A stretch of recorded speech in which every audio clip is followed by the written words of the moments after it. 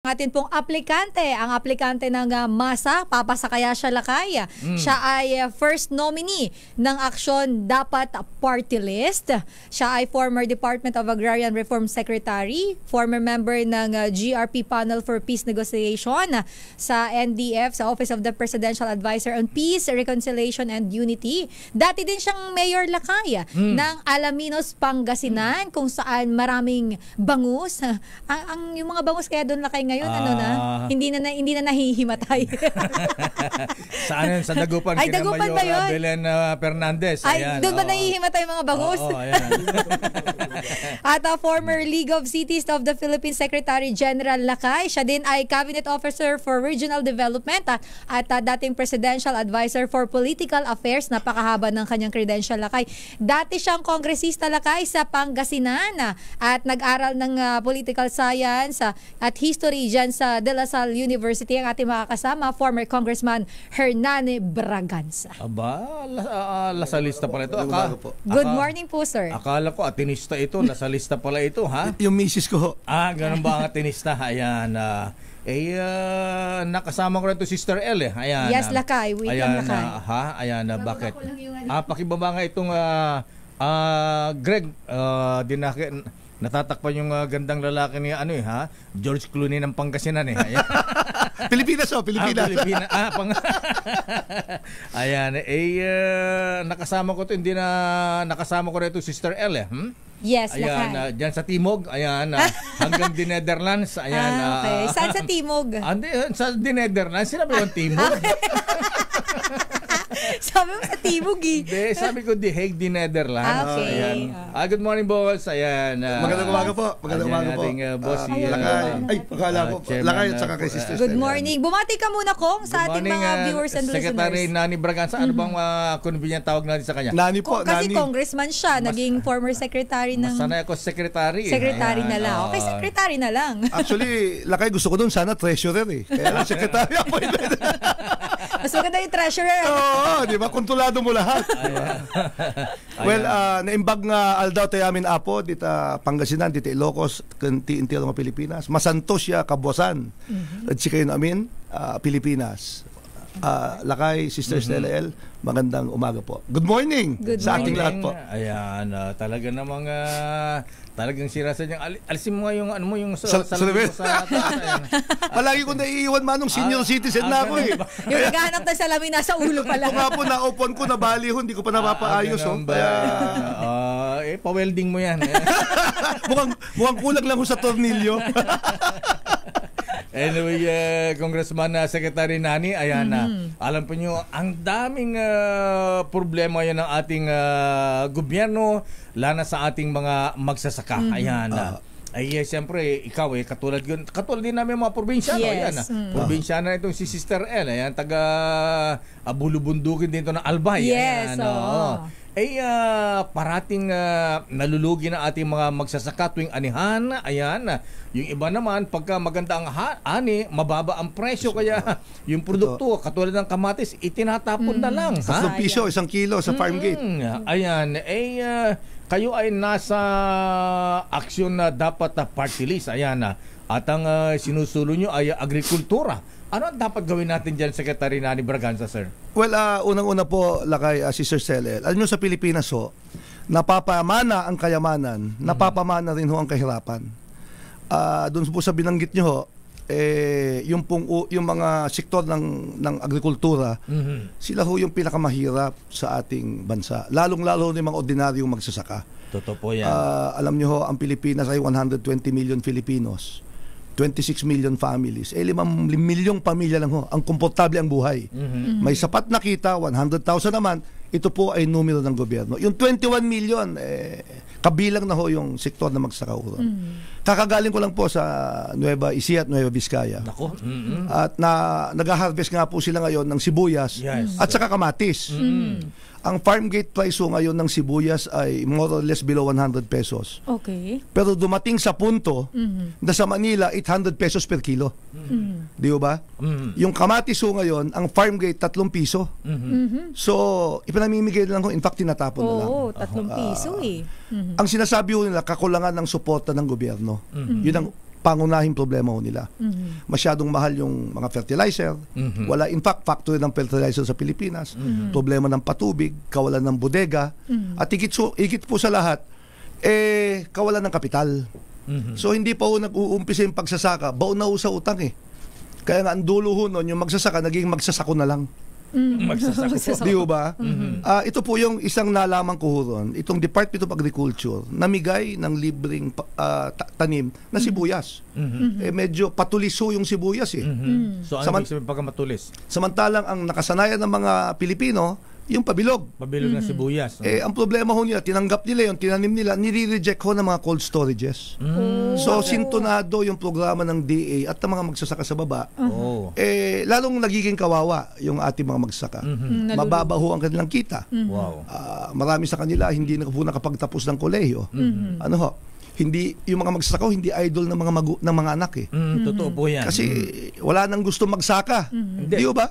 Tsaka ang mga magulang na magsasaka mismo ang nagsasabi, mag-aral ka anak. Para hindi ka matulad sa amin. Na magsasaka na mahirap. Gano'n. Kaya ang sinasabi ho namin, komportabling buhay para sa ordinaryong pamilyang Pilipino sa aksyon dapat at matinong paggogobyerno.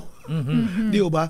So katulad po sa edukasyon, dapat mabigyan ng sapat na edukasyon yung kabataan, lalo na ho yung anak ng mga mahirap nating kababayan.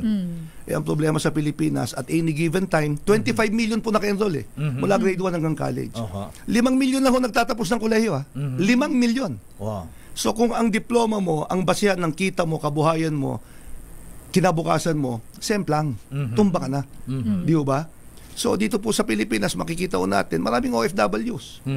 Kasi yung job qualification nila, sa dami ng ganong job sa kakulangan ng trabaho sa Pilipinas, nag-abroad. Totoo po yan. At any given time, 8 to 9 million ho, yung migrants and immigrants. Yung sa migrants ho tayo mag-usap. Sila ho yung binabansagan nating hero ngayon eh. Ng ating makabayong bayani. Mga makabayong bayani. Pero sila ho yung pinagkaitan ng edukasyon, kalusugan at pabahay dito sa Pilipinas. Marami ho sila anak na magsasaka. Di ba? Na nag-abroad. So in other words, ang pangarap lang naman nila kaya nag-abroad para makapagpaaral ng anak. Pag may na-ospital na sa pamilya, kayang tustusan, o di kaya magkaroon ng sariling bahay. Komportabling buhay. Okay, sa ganitong sitwasyon na Secretary Nani Braganza, sir, alam po ninyo may mga perennial problem ito, ha? Pero sino ang dapat tumugon dito? Kailangan ba natin ng panibagong batas o kailangan implementation lamang sa Executive Department? Well, unang-una po yung ating gobyerno, ngayon ho, 6.3 trillion yung budget ho natin. So ang tanong palagi, magkano po yung para sa agriculture? Magkano po yung para sa DepEd at CHED? Magkano po yung para sa public hospitals natin? Magkano po yung para sa pabahay? Ang nangyari po sa budget ho natin, nawindang ho eh. We now have a budget that is an election budget.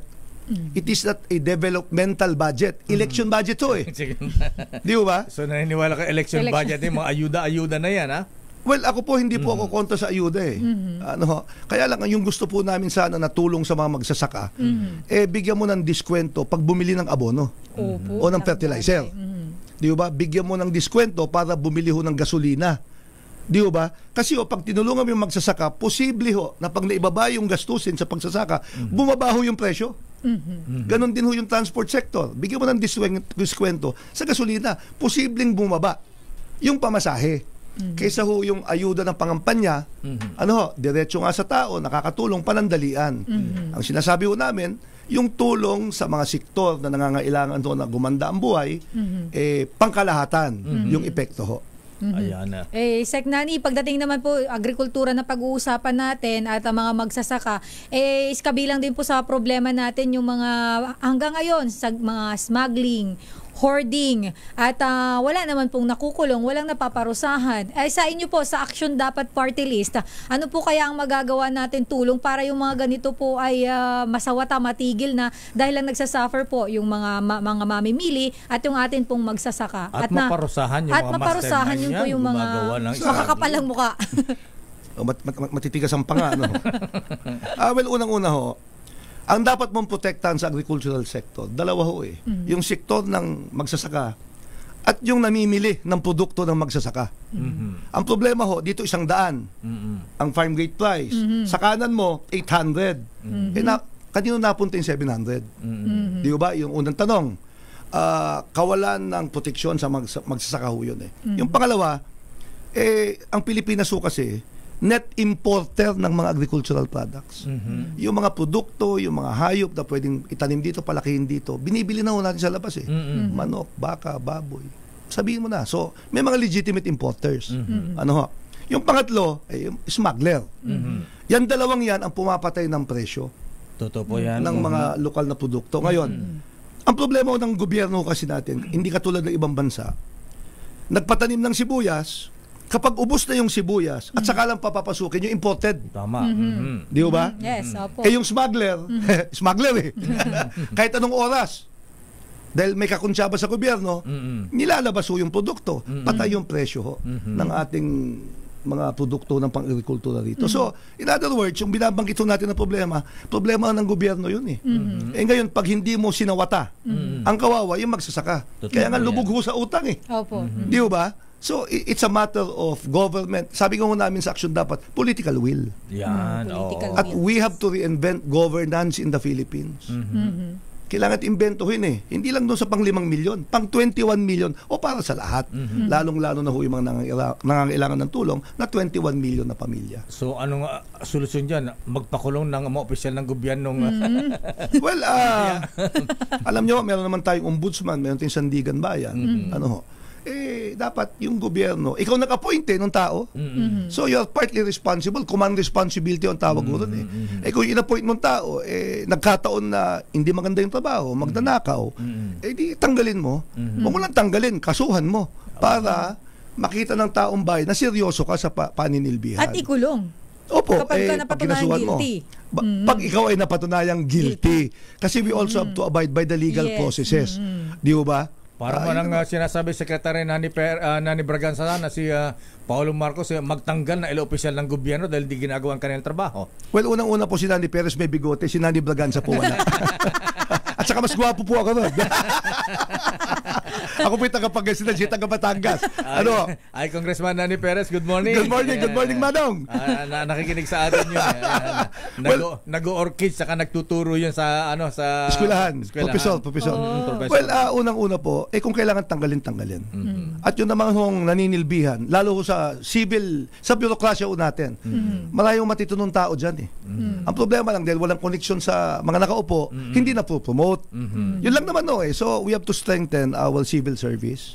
Di ba? Kasi kahit sinong politiko ang umupo dyan pag nanalong presidente, vice-presidente, you're good for 6 years. Totoo po yan. Pero yung civil, yung burokrasya ko natin, yun dapat patibayin. Yun ang dapat ayusin, linisan. Di ba? Para tuloy-tuloy ho yung serbisyo. Sa Pilipinas ho kasi, bagong presidente, bagong programa. Yan ang walang continuity. Walang continuity ng mga magagandang proyekto. Yun ho yun. Mangilan-ngilan ho yung tuloy-tuloy. Katulad ho ng MRT, LRT. Matagal na ho na plano yan, pero dahil sa kakulangan ng pondo ng Pilipinas, paunti-unti rin ho yung pag-i-implement. Ayan na. So, napag-usapan natin yung ganyang sitwasyon. Problema rin natin, inflation, Secretary Nani Braganza. Ayan, ano ba kaya ang panukalang batas o batas na dapat gawin, ipatupad para makatulong na maibsan ang inflation sa ating bansa? Well, yung inflation ho kasi is a temporary result. Ano ho? Hindi naman hulat ang panahon kasi may inflation eh. Inflation, inflate nga ho eh. Biglang pagtaas ang presyo. Ito makakwento lang ho. Itong si President Trump, pinatungan ng buwis. Ayan, yung tarif. Yung mga tarif. Tax lang ho yun eh. At nagbabakbakan yung mga bansa na kalaban niya ngayon. So yung abnormal na pagtaas. Abnormal na pagtaas ho ng presyo. Pag nagkagera ho, dito po sa ibang bahagi ng Pilipinas o mundo, in other words, nakaka-inflation kasi yung control sa langis. Nagmamalo yung langis. Wala po langis yung Pilipinas eh. But let me respond this way, Manong. Nung ako po ay mayor, itinigil ko po yung illegal fishing sa aming karagatan. Ano ho? Yung mga first class na isda na tinatawag ho sa amin, Kaya nga first class kasi hindi natitikman ng kababayan ko eh. 450 pesos per kilo. Wow. Nung natigil ho yung illegal fishing, yung mga isdang bato, katulad doon ng samaral, Ayan, sarap niyan. yung tinatawag natin ng yung mulmol, yung jackfish, dumami. Nung dumami ho siya, hindi lang bumaba yung presyo, law of supply and demand ho eh. Kung hindi ho, natikman na ho ng mga kababayan namin sa murang halaga. So that's also another way of combating inflation. Law of supply and demand eh. Ang problema ho ng Pilipinas, ang export natin tao, hindi produkto. We are an economy that is export driven pero tao. We don't export products. Alam nyo ho, pag gumawa yung ekonomiya natin, pag produkto ho yung ginagawa, dagdag na kabuhayan yun trabaho, negosyo ng taong bayan. So in other words, may pera ho yung tao. Pero ang inflation ho kasi minsan, may pera ang tao, kulang ang nabibili, umangat ho yung presyo. So that is the trickiest part of economics under the capitalist system. Marami po siyang dahilan, pero at the end of the day, gobyerno lang ho ang pwedeng umayos yan. So ano yung diferensya, yun ang ayusin natin. Kung ano yung kulang, yun ang ayusin natin. Kala ko i-repeal ang law of supply and demand. O nga ho, may nagsabi ho nun repeal the law of supply and demand. Ang solusyon ho nun, mas maraming produkto na ginagawa sa Pilipinas para may negosyo, may trabaho, may kabuhayan ho yung Pilipino. Hindi yung import dependent. Ito po, makwento ko lang po. Yes, sir, please. May nangako ng 20 pesos na bigas. So, posible ba o hindi? Ilan ang tanong eh. Okay. Magkano ang palay ngayon sa Nueva Ecija? 16-18 pesos. 2 kilong palay, 1 kilong bigas. So, 36 pesos na ho yun. 36 pesos na yun. Yung imported rice, sumakay pa ng barko. Lumanding sa Pilipinas, 27-29 pesos. So, is it possible? The answer is no. Ngayon, yung problema na magsasaka, mahal yung mga gamit sa pagsasaka. No, ako po ay mayor, 30,000 per hektar. Ngayon, 50,000 per hektar. Ang masakit lakay, Sister Stelel, pareho yung harvest. Tumaas ang gastos mo, pareho ang harvest. Lugi. Hindi nagbago ang produksyon, mababa pa rin. So ang sinasabi ho ng mga magsasaka ngayon, kung 25 pesos ang halaga ng palay, di ba? Bawi kami. Kikita kami ng konti. 25 times 2, di 50. Di 1 kilong bigas, 100. So ano ay 50 pesos. So anong ginagawa ng gobyerno? Nilulunod natin yung merkado ng mga imported na bigas. So nagkakaroon ng abnormal na pricing. Again, ang kumita yung importer, yung smuggler, lugmok sa kahirapan ho yung magsasaka. Yan ang malungkot. Tsaka, yun ho yung nangyayari. So again, gobyerno ho yun Gobyerno ho yun. At saka isa pa, may mga pangakong ayuda sa mga farmers. Hinihiling ng mga farmers, babaan ang presyo ng abono at saka pestisidyo. Ang taas-taas, Secretary Nani Braganza, sir. Yun nga po, kaya ang sinasabi ho namin, dapat ang ayuda sa mga magsasaka, yung magpapababa ng gastos ho nila. Di ba? Pwede ba siya pampatas ng produksyon? Parang senior citizen. Magsasaka ka, 20% discount, 40% discount. Di ba? Sa mga gamit mo sa pagsaka. Bababa nga po yung gasto sa pagsasaka. Sabi ko nga po, posibleng bumaba din yung presyo ng pagkain. So makikinabang lahat. Hindi lang ho yung mga kakampi ng mga politiko na pinili ho yung bibigyan ng pasensya ka na boss ayaw kong banggitin yung mga pangalan ng party list Kasi kami action dapat, number 26. Sila mga pangalan nila puro ayuda, 4 piece. Mga kaibigan mo po to.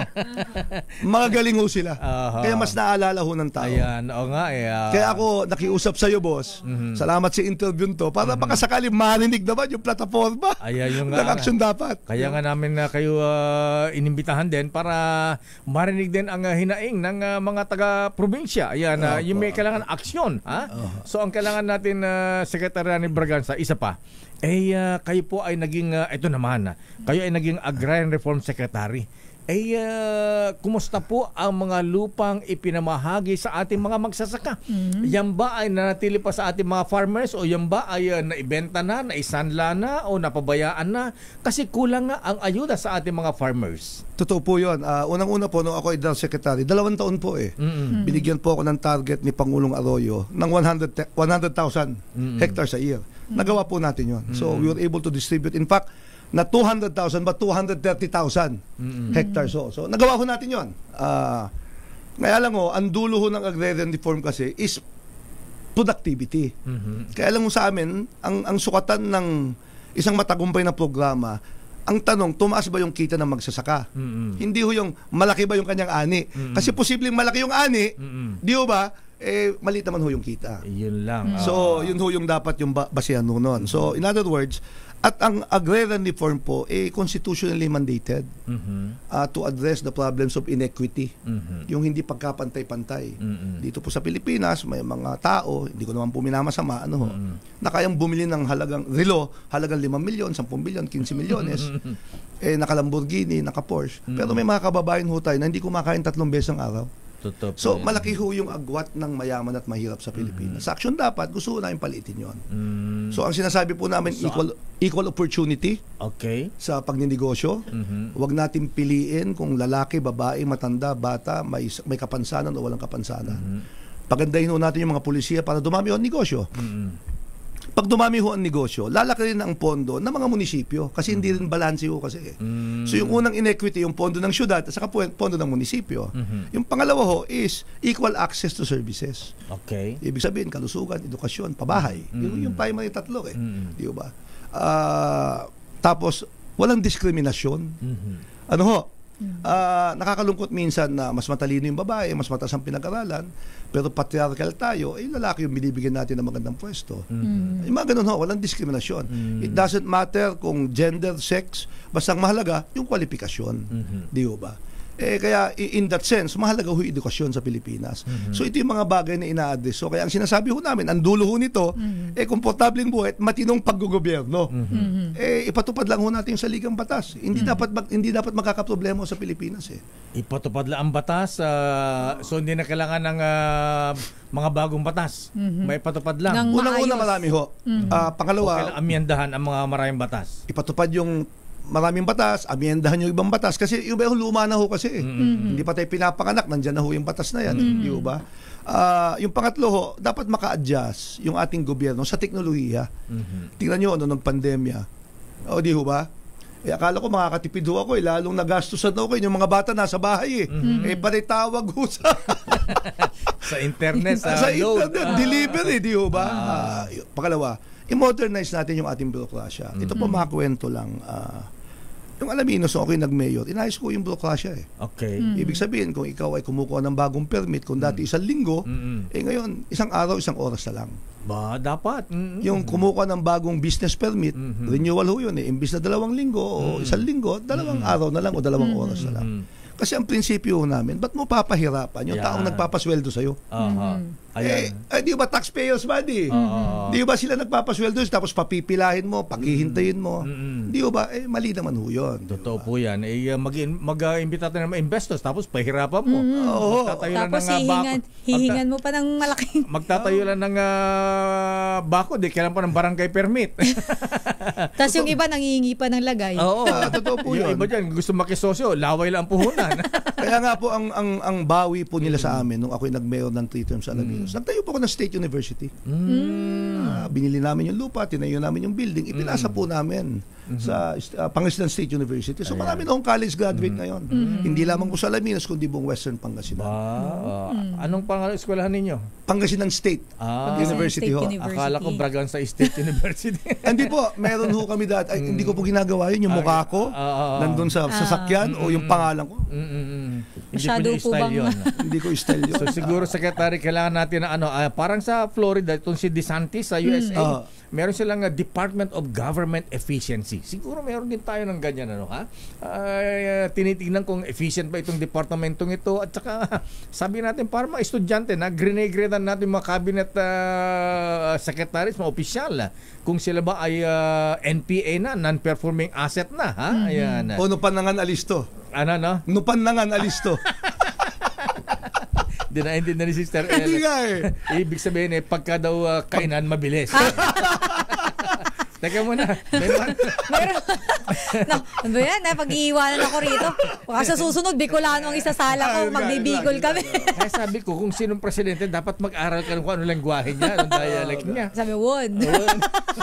Lakay, meron muna tayo nga. Man on the street. Man on the street. May magtatanong sa'yo, Sec Braganza, no? Nasa labas si RH5 Val Gonzales. Val, sino ang magtatanong kay dating Agrarian Secretary Hernani Braganza? At nasaan kayo ngayon, Val? Dito sa Kamuning. Pero ang magtatanong Sister El at Mayor kay Congressman Braganza, taga Pangasinan mismo. Aba, antutan. Lalapitan ko lang si Kuya. Naispatan namin dito sa Kamuning, Quezon City. Kuya, anong tanong po ninyo? Dito tayo sa camera. Ilocano, Pangasinan, ay Panggalatok. Ayan. Apal, pangalan mo, Kuya? Gandang umaga. Pangalan mo, Kuya? Ako si Jimmy. Jimmy Braganza? Taga Kamba. Jimmy Kamba. Ano ka po? Ilocano o Panggalatok? Parehaso. Parehas. Aba. Sige, anyang aron ti saludsudong kini Apo Secretary Nani Braganza. Ay, palusod sa kanya na, nga may tulong na, kadagiti manalon dita, isa si Manabak. Translate mo yan, Lakay. Latin yan, Latin. I-translate mo yan, Lakay. Pagka daw nanalo si Congressman Nani Braganza bilang kinatawan na action dapat party list, ano daw ang tulong na magagawa niya sa mga farmers? Okay. Siyempre, probinsyano. Oo nga po. Well, unang-una po ng Congressman, yung Cambao kasing apelyido, marami yan sa Alaminos at saka sa Bani. Kung hindi po ako nagkakamali, yung dalawang bayan na yan sa 1st District. Nung ako po ay congressman, irrigation projects yung ginagawa natin. We built about 50 irrigation projects na kung saan ang napatubigan ay humigit kumulang mga 800-900 hectares. Wow. So isa yun. Pangalawa, inuna ko po yung mga tulay that connects barangays.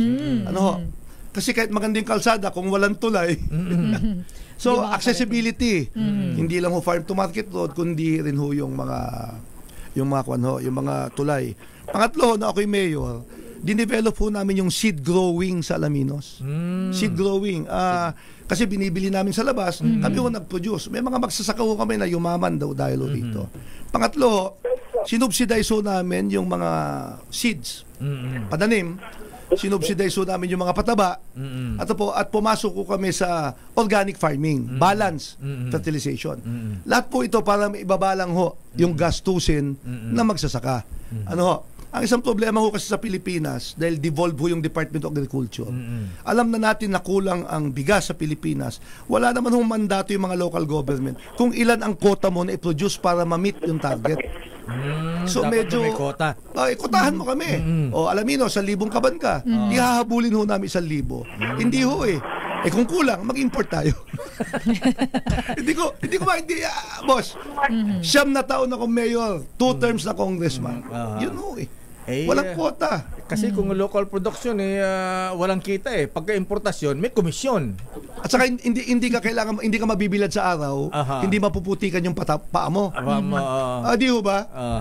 Sa pagsasaka hindi ho ganoon kaya ako po ay naniniwala sa tanong ni Manong na unang-una sabi ko nga ho, diskwento sa pagbili ng pataba, diskwento sa gasolina, modernisasyon ng ating sektor ng agrikultura para competitive yung ating mga magsasaka, tumaas ang kanilang kita at syempre yung mga post-harvest facilities, bodega, cold storages, di ba? Para may kontrol yung magsasaka sa kanyang produkto. Hindi ho kontrolado na nagpautang sa kanya. Kaya nga sabi ko nga ho kung wala lahat ito, yung magsasakang Pilipino, sa dulo, magsasako na lang.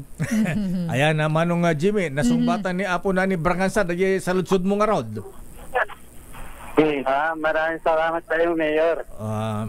May isa pa akong tanong, Mayor. Aba, ginanahan si Kuya Jimmy. Sige. Hindi na po ako binata, Manong. May asawa na po ako.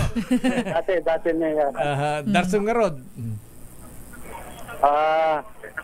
Nakatiti may tulong dagiti manalon kita nga dagiti awan ti mausap ng balin ka din ako like kami suda ti pagtalon da. Opo, ang tanong niya yung mga farmers daw kalabaw ang ginagamit kailangan mechanized na, kailangan tractor. Kaya nga po yung sabi ko po kay Sister Stella, kailangan natin i-modernize yung ating pagsasaka para maging competitive tayo, maging efficient ho tayo at mabawasan yung nasasayang. Ito example lang ho yung pag gumamit ka ng hayop sa pagsasaka, una matagal. Pangalawa, mababaw ho yung bungkal. Totoo yan. Pag ikaw ay nagtanim, di ba? Yung makina ho kasi maayos yung pagtatanim, may distansya, mas marami kang aanihin. Pag ikaw ay nag-harvest, amutay mo manong di puputulin mo yung gagapasin mo. Gagapasin mo. Ang dami ng laglag. No, minsan ipaspas tayo ba Pag patutuyuin mo sa kalsada, nasasagasaan. Pag umambon, habulan kayo ng palay mo Di ba? So these are post-harvest facilities. Na at 20% ho yung losses natin buong Pilipinas. So in other words, no itinamnamam o kung ang inaasahan mo 100 ka bunch of rice dahil hindi moderno palay, hindi moderno yung pagsasaka, you lose automatic 20% because of inefficiency at saka lumang sistema. Very traditional pa kasi yung iba nating magsasaka Kung ano yun yung 20 ka bunch of palay is equal to 10 ka bunch of rice. Sa 2,000, 20,000 ang tinapon mo, Manong. Wow. Nasasayang. Di ba? Sige, Manong Jimmy, bye-bye amta ko sapay ko masolusyonan ni Apo na ni Bragansa na gito yung problema. Kakastoy. Itong problema ito, national budget lang ho to. Kasi sabi ko, 6.3 trillion. Magkano po yung para sa sektor ng agrikultura, sektor ng edukasyon, sektor ng kalusugan? Yun lang po. Okay, nga ron, Manong Jimmy, just lagi na Apo. Thank you, Kuya Jimmy. Agsubli ka dyan, Pangasinan nga ron. Okay. Okay. Salamat, Apo. Maraming salamat, Val. Ayan. Okay, maraming salamat mula rito sa Quezon City. Back to you, Sister El at Mayor. Ayan, maraming salamat Kuya Jimmy Kamat at Val Gonzales. At balikan natin si Agriculture Secretary Nani Bragansa. Ayan. Na-promote ako, Manong. Agrarian reform. Agrarian na kay. Agrarian. Salamat sa promotion, boss. Naiisip ko, agrarian lupa, tapos bigla naging agriculture tayo. Dapat pala ito sa Department of Agriculture Huwag na mag-congressman. Actually po, in-offer po sa akin dati ni Pangulong Arroyo.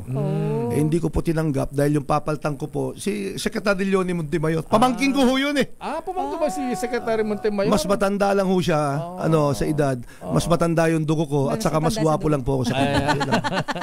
Anyway, Secretary Nani Bragansa, ayan bilang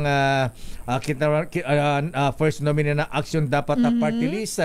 Ang tanong po namin ni Sister El, bakit kayo? Bakit ikaw ang dapat iboto ng ating mga kababayan na bilang magiging miyembro ng Kongreso sa inyong Action Dapat Party List? Unang-una, Lakay, Sister El, hindi dapat ako, dapat aksyon dapat. Aksyon dapat. Kasi wala po akong pangalan sa balota. 10 ho kami nominee. Ang second nominee po si Attorney Bo Rocco, anak po ni Senator Rocco. At yung patlong nominee ho, Isa Lagman from Albay and Pampanga. Kababayan mo, actually, At may 7 pa ho kami ng mga nominees. We are a political party, hindi po kami sectoral organization. Sa 10 ho na nominees, 5 ho ron senior citizen. Ako po yung pinakabata, 60 years old. Pangalawa ho, 3 ang PWD, people with disabilities. 2 po kababaihan. Yung isa NGO worker, yung isa ho taga-BARM, si Princess Dalidig, yung isa naman po si Miss Faith Bacon. May 2 ho kaming piloto. Piloto ho. Si Atty. Bo, isa pilot. Si Glenn Rabadon, isa pilot. Kala ko Gibo Chodoro na. Meron ho kami youth leader, si Raps Calona. So, kompleto naman ho. So, hindi kami sectoral party, we're a political party that will fight for unang-una yung sektor na magsasaka, mangingisda o agrikultura, sektor ng mga people with disabilities, transportation sector, boss. Problema ho natin tong busway dito sa Manila. Marami na pag-iwanan ho lalong-lalo ho yung mga PWDs. Inaudit nga ho ng mga PWD kasi yung isang leader ho nila, leader ho namin. So sinamahan ho namin sila, umakyat doon sa Mount Kamuning. Yung flyover na, nawala na yata yun. Nandun pa ba? Wala na yata. Hindi ako napupunta. Meron po yung Mount Kamuning at saka Mount Kamyas. Hirap na hirap po yung mga persons with disabilities, senior citizen, buntis, o may dalang bata. So yun ho yun. Pangalawa, napag-iwanan sila. Nagmahal ho yung pamasahe. Kasi yung mga prangkisa ng mga bus, pinutol 3. So 3 beses kang sasakay. Parang taxi, 3 flag down. So napapahalo ng mga 30 pesos a day. Para sa mga ordinaryong manggagawa ho na nagtatrabaho, magastos ho yun. Hindi naging komportable yung biyahe. Kasi nasa silong ho ng MRT. Boss, walang banyo ron ha. Walang banyo yon. Pag-akyat mo pa lang, hindi mo na kailangan mag-gym. Yan.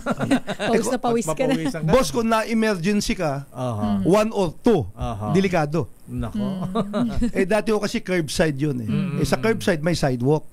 The safest place for a commuter is the sidewalk. Totoo po yan. Dapat. Sidewalk. Ang problema dahil nilagay mo sa gitna, medyo nagkakaproblema yung mga negosyo sa kanan at kaliwa. Kasi nauubuso yung tao. Ay, tama. Pero so ano ang advocacy po, Congressman Nani Braganza, ang aksyon dapat party list?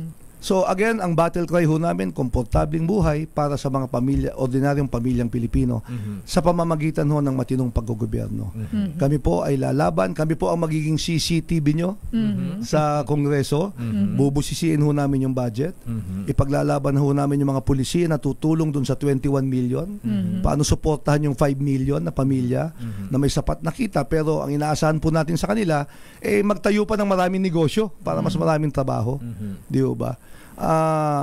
Mga programa ng gobyerno na kailangan suportan katulad ho ng PhilHealth, dapat hindi binabawasan ng pondo yan.